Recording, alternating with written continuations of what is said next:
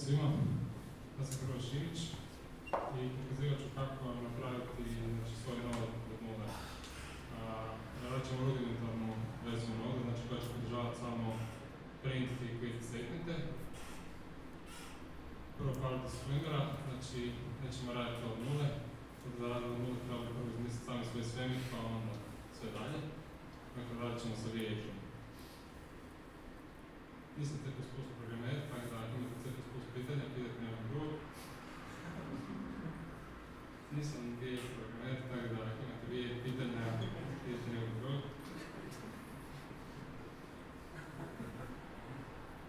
Dobro. Novite znači JavaScript runtime napravljen na V8 JavaScript engine-u.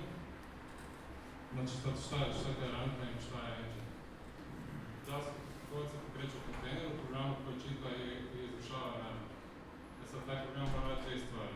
Parsirati kod i konvertirati ga u runabilne komande i dati sad neke objekte s kojim taj kod mogu interaktirati sa vanjskim svijetom.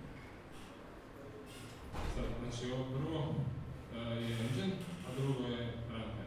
Mi ćemo se baviti V8 engine. Znači V8 je Google open source JavaScript engine, implementira zadnji ECMAScript standard, napisan je C++ i koristi se u Google Chrome. Programiranje u V8 se sastoji od izolata, lokalnih handlova, handle scopova i konteksta. Znači šta je izolat? Izolat reprezentira instancu V8 engine. Local handle je pointer objekt. Svi V8 objekti moraju koristiti local handlove, zato što tako radi i V8 garbage collector. Handle scope je kontejner za local handlove, znači kad koristimo local handlove, umjesto da brišemo svaki pojedinačno, mi možemo koristiti handle scope koji kad zađemo iz njega, onda obriše sve local handlove. Kontekst je script execution environment koji definira sve, znači što nam treba za egzekutanje nekakvih JavaScript skripti.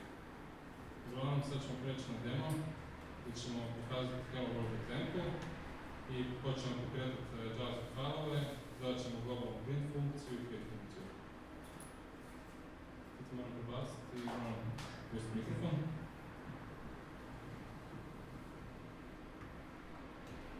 Znači Hello World u V8, znači prvo ćemo inicializirati V8, napravit ćemo novi izolat, napravit ćemo handle scope, učemo u taj kontekst i kreirat ćemo string koji u sebi sadrži znači taj JavaScript source code.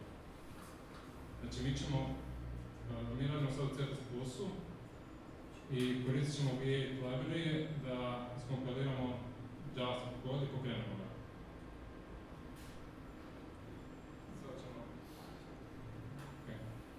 Znači, ovo tu sve iznad ovoga Hello World-a, to je u biti samo postavljamo V8 i dajemo izolat, scope i tako dalje, ne?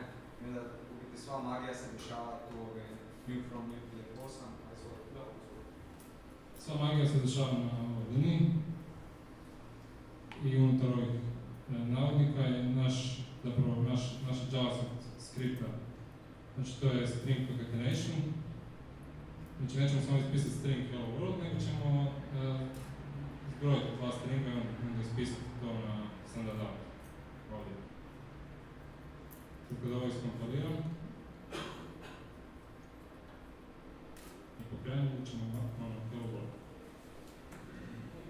Sad, umjesto da koristimo JavaScript source unutar dva navodnika, mi ćemo htjeli tu presati neki file, znači da možemo kao argument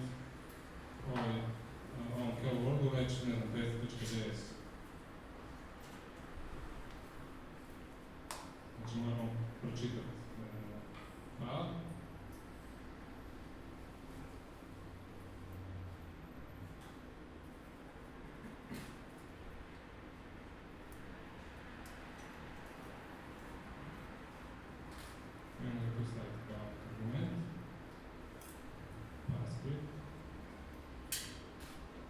Sad možemo otići na test.js, tu staviti hello. Sad možemo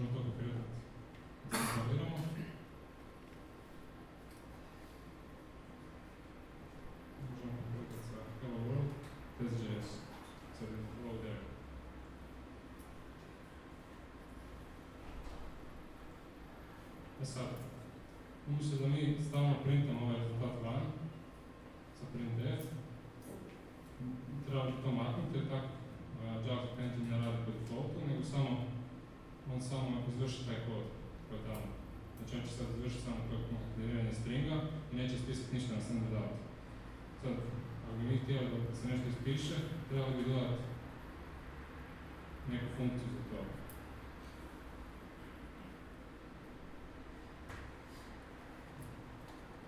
Recimo print. Sad kad ovo pokrenemo, to će nam failat.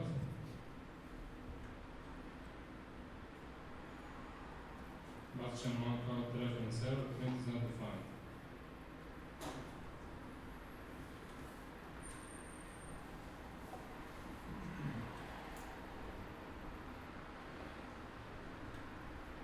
Sad ćemo definirati novu funkciju print.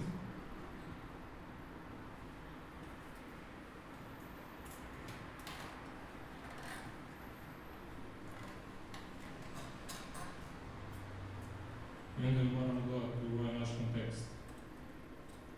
Sad smo novu JavaScript metodu napravili, ne? Da. Jezik smo dodali u budu. Da. To je globalna funkcija. Da, to je globalna funkcija će biti. Sad kad napravimo.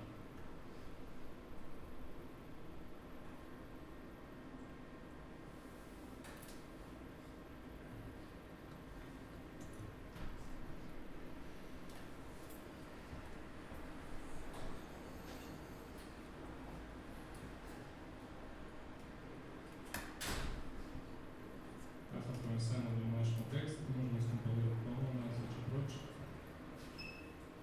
Dobro, sad ako pokrenemo opet ovaj naš test, imamo print hello there.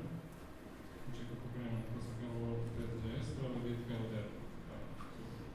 Znači šta je ta funkcija print? Šta smo došli definirati? Kako ona znaš funkcija? Definirali smo znači pretvaranje argumenta u string i onda ispisivanje sa printf tog stringa na standard out.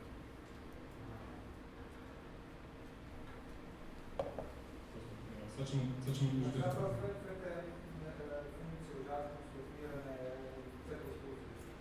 Da, bravo. Mislim, znači ECMAScript je definiran u vijeku, znači kompletan ECMAScript je supportan. Samo recimo console log, require, proces i tako, on je globalno neke globalne stvari koje no samo po sebi definira, koje ne može sad možemo staviti tamo onaj test, možemo staviti recimo nešto ovako, x jednako 1, 2, 3, map, i onda spisati to x. Sada kako krenemo, pišem se 24, znači kompletno neke slike su to. Sad ćemo još dodati funkciju quit, koja će nam izaći iz programa. Znači napisat ćemo print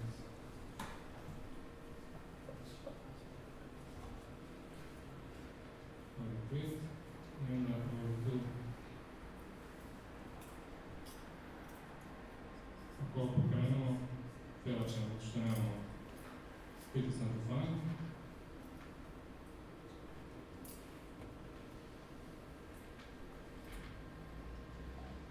Sad samo skopiramo. I ovdje, umjesto da printamo na standard out, ćemo napisati ctd exit null. Još moramo dodati na naš scope, to je front.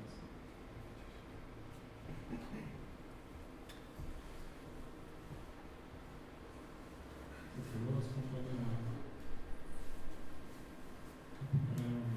Test. Trebalo bi nam se ispisati samo header.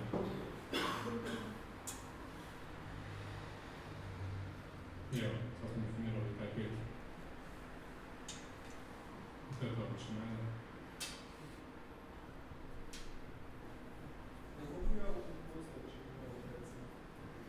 Mogu postojeći nov recimo da print, pa kako se da čisto pisati uz ovo. Možeš poslati prvi test. Misliš da će proći? Mislim da neće. Da.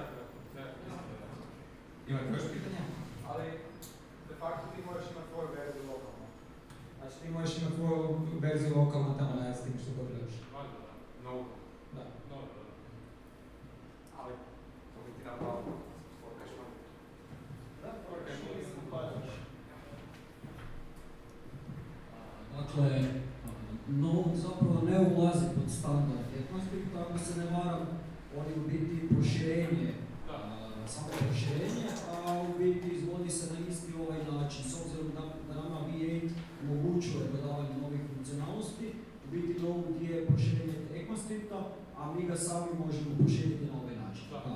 Tako da u biti bilo kakvu dodatnu funkcionalnost, ako imamo neke potrebe dodati, možemo implementirati kroz ovaj način, kroz V8 i